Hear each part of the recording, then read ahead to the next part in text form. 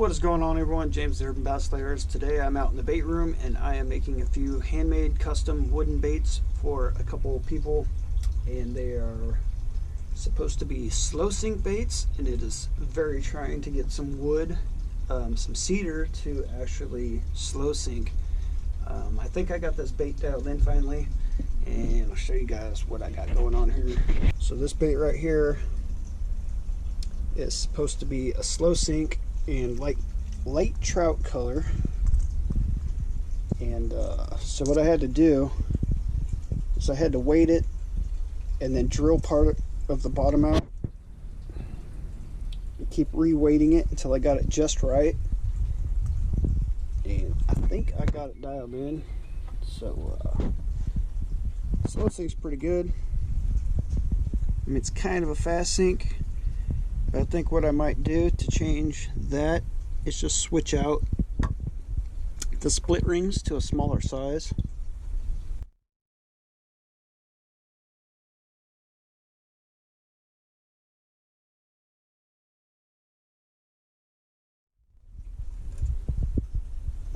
It's kind of a slow sink, that's kind of a fast sink.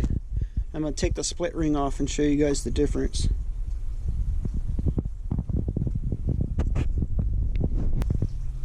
Alright, to show you guys how trying this bait has been to get it to slow sink, I've taken the bigger hooks off and I put these smaller ones on, some size 4s. Camera hates the lighting out here. Put the size 4s on, now watch, it won't even sink. Now it wants to rise. This bait has been a pain in the butt, but I think I figured it out. Alright, so what I did was I switched to some smaller split rings, tied some line on this guy. Now,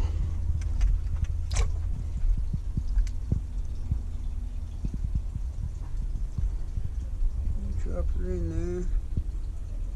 It's really slow sinks. Make sure that line's not restricting it.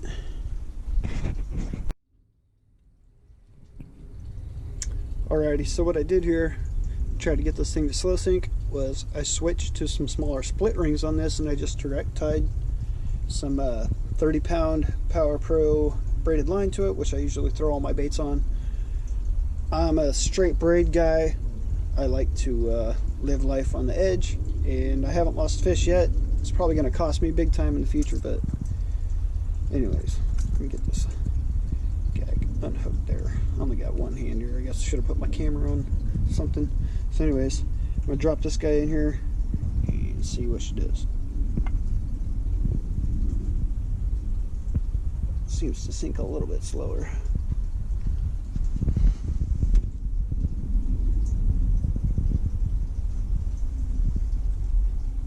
Pretty close.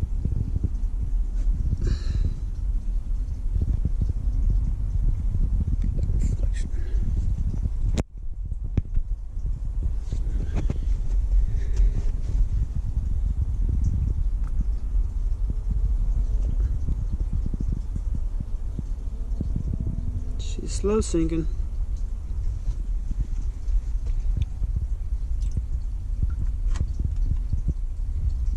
That's all I could hope for. Not enough room in here to actually get some action. Might have to take this guy out and swim test it before I send it in the mail. But I know this guy will probably catch some fish.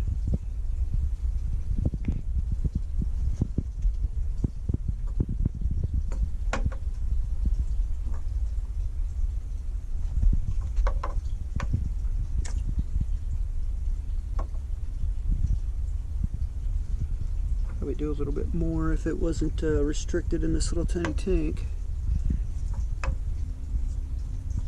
But there you have it. Got it just about where I need it. If you really want to adjust it, you can put a split ring on it, it'll sink faster. You could put smaller split rings on it, it'll sink slower.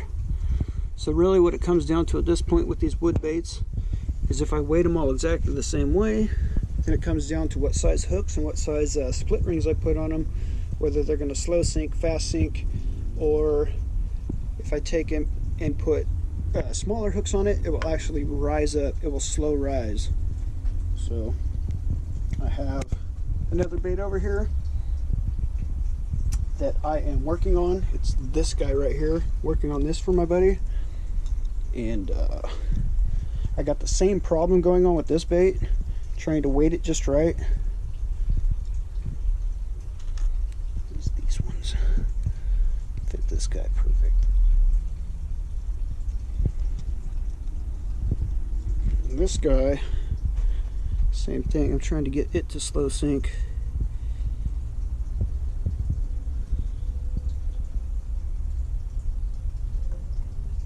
I mean, that's pretty good. It's going to have some paint and some epoxy on it. The paint and epoxy aren't that heavy. So that guy is going to be a mullet pattern bait when I'm done. And I'll be sending this guy to Florida to my buddy Ryan, along with this, I believe it's a pintail. I did this one, a pintail color for him. Oh yeah, just drop it on the ground. Yeah, this guy's pretty cool looking. Another one of my kick turn baits. These guys, man, I can get these things to do so much in the water just by working them. I can get them to like spin around sometimes, just messing with them. And when you burn these guys fast, that's when I've caught my big fish on these guys, which is actually in this pattern now. I caught an 8-pounder and one that was well over 5. Didn't have a scale on me. I've only caught a few fish this year, and 2 of them were over 5 pounds.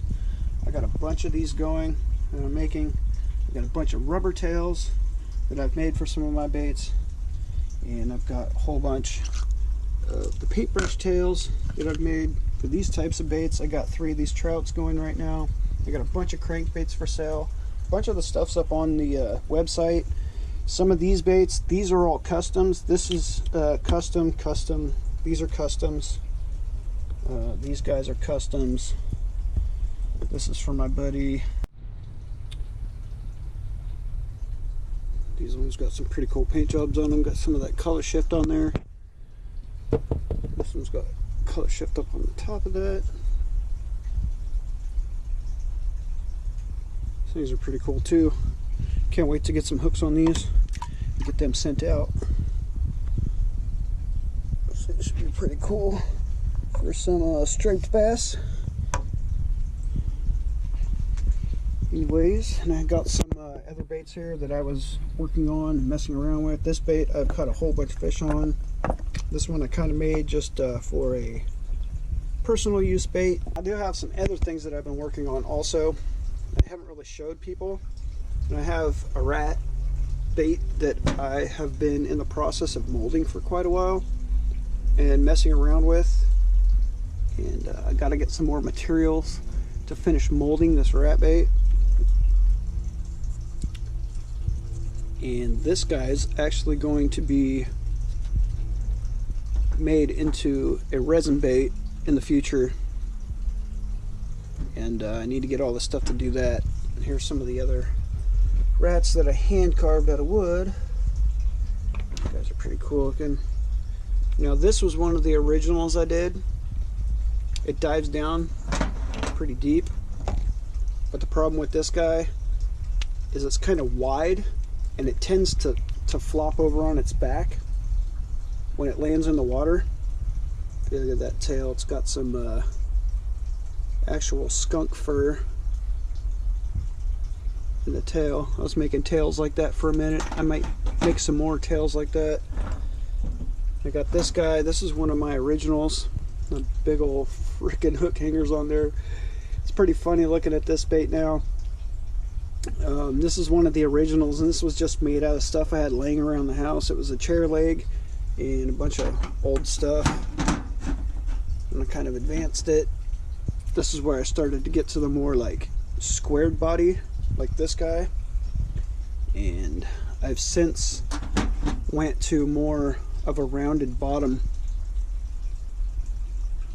on the rat baits. So eventually I'll be making some more rat baits. I've made a bunch of them for some friends, and I made a bunch of personal ones for myself. I got a whole bunch of stuff that I've made. Some wake baits, 3 pieces, some funky stuff, a couple walking baits, snakes, giant dragonflies. I got a bird, blackbird. I got all kinds of stuff, man. Got the spider, got the frog, 3-piece, got some dragonflies, I got some baby ducks. I even took this bird and put a hook on it. I got yet to catch fish on a bunch of this stuff. Some of my original baits, some of my original stuff, and I got some other things in the works over here. I got so much going on in this bait room. So much, man, so much. Life is hard to balance. So I'm trying to get all this stuff dialed in. I got a lot of stuff going on for all you guys that I am making custom baits for. Hang in there with me. I am getting some stuff done. I just ordered a whole bunch of stuff. I got more epoxy. I got more paint colors that I need to get. And what else? I ordered a whole bunch of hooks and split rings and hook covers, all kinds of stuff, man. So I need to get on to building this stuff. Here's another bait here that I am working on. I was kind of hesitant on showing everybody these 2 baits, but I guess I'll show you guys these ones. I have a name for these baits, and what they're going to be used for is specifically bed fishing. This thing is super duper weighted. I guess I'll bring them over here to the tank and show you guys. These things are super duper weighted to specifically sit on a bed just like that, and then to bring that bait through the bed. Yeah, this guy's completely sealed so I can stick it in the water. This guy's super duper heavy too. Now same thing with that guy. I got all that weight on the bottom in the metal, so when that bait is popping on the bottom on the rock or whatever's down there, you're gonna have that thing popping. When they come up, they like to grab on the sides. I've even thought about putting magnets on the sides of these baits in the future, like right here. Put some magnets on there and those hooks will stay up. And when the fish comes in to grab the bait, it's going to get some treble hook. So I think that thing will catch some bed fish. The same with this guy. I was going to put a joint in this. I still might cut a joint in it, but I think I might leave it like this. I just want to be able to throw this guy out on the bed, and it's got all those weights in the bottom, so when it's down there, it's just lift the head up and just get it to clack on the bed. So these baits right here, I don't know if anybody has the name, but I am calling these baits the bed intruders because you're going to be intruding the beds. So the bed intruder is what I came up with for these 2 guys, and it is definitely going to be spawn time here really quick in the Sacramento area, because it is going to be up into the 70s in the next week. I'm going to have the fish pushing up, and it's going to be spawn time. If you guys go out and you do fish the spawn, just remember, man, gotta keep those big fish in the water. Try not to kill all the big fish off during the spawn, man. I seen some people last year, they were specifically going out and targeting the bed fish during the spawn so they could throw them all in a bucket. That's kind of, it is what it is. Fishing, I haven't really been putting out a lot of fishing videos because I don't know, I need to give the spots a break, because every time I go out to a spot, they're just so overran, and all of my spots are like so trashed out with garbage nowadays, and they never really used to be like that. I'm kind of kicking myself for putting out all my fishing spots, I'm trying to help everybody out so they can get out and they can go fish themselves. But if you're gonna go out and you're gonna go follow us around and go around town, I know a lot of you guys do clean up spots, so thank you guys that do, and the people that do take care of the fishing spots, thank you guys. Thank you guys for hanging in with us, Urban Bass Slayers. Get out there and fish if you can. Take care of the fishing spots. Take care of the fish. Spots aren't getting any better, and they're not stocking the spots with bass. I'll just say that much. So if we could all somehow get together as anglers in the Sacramento area and get something going, get some kind of grants or something to where we can actually get some bass, maybe even some more trout stocked in a bunch of these spots. That way we can get some bigger fish, and we can get some people catching some really, really big ones around here again. Try to make California what it used to be, man. I mean, there's 22 of 25 world record bass were caught in California, and I still think that it can have numbers added to that, to be honest. I know some people that are out there trying to do it, man, and they are big names, and if they do it, that's going to be who's going to do it. I already have some people in mind that I know that'll probably break a record. But it'd be cool if it was me, but I don't have the ability to get out like they do. Anyways, our bass slayers, I'm gonna let you guys get on and get out there and fish if you can. Thanks for watching, guys.